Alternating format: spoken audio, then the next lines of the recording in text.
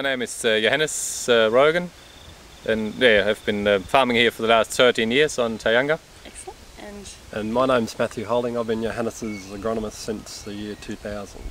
Excellent. Can you just tell us a little bit about the property, Johannes? Yeah, we're here on the central Darling Downs, about an hour west of Toowoomba, similar distance away from Derby on the eastern side.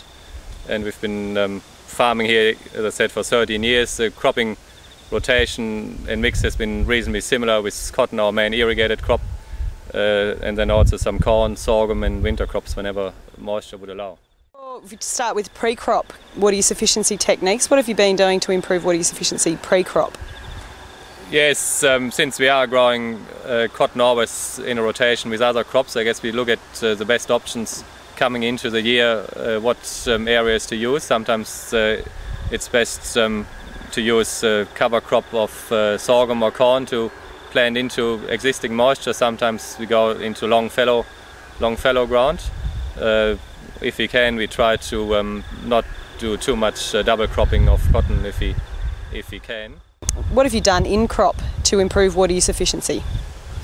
In crop, and I guess it to a degree comes down to planning as well, we do use as much of Roundup Ready and Roundup Ready Flex crops and varieties as we can, which does help reducing cultivation, which of course does cost moisture.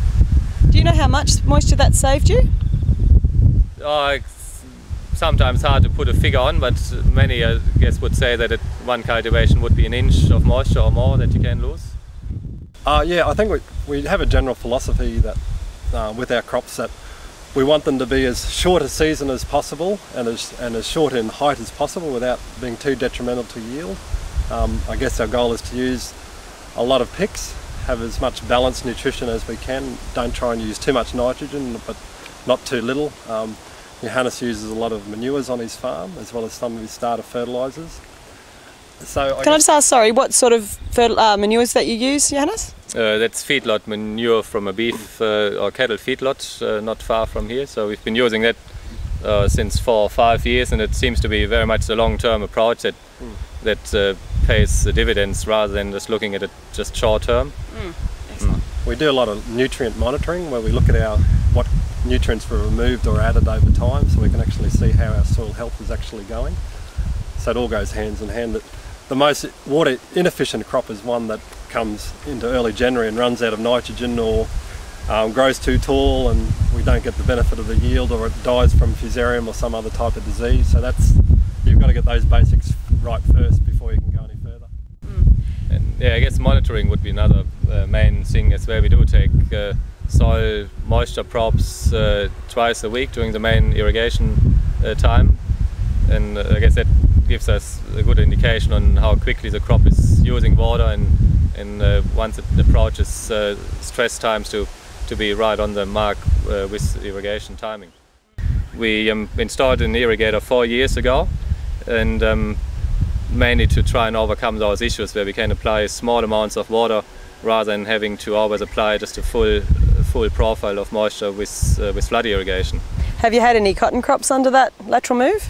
Yeah, one thing we found that we still need water to grow a crop underneath the irrigator just the same, but we had success in that we are using less water for same yields, and also I guess it ties in better yields and less water, but we seem to be making headway on both fronts underneath the irrigator.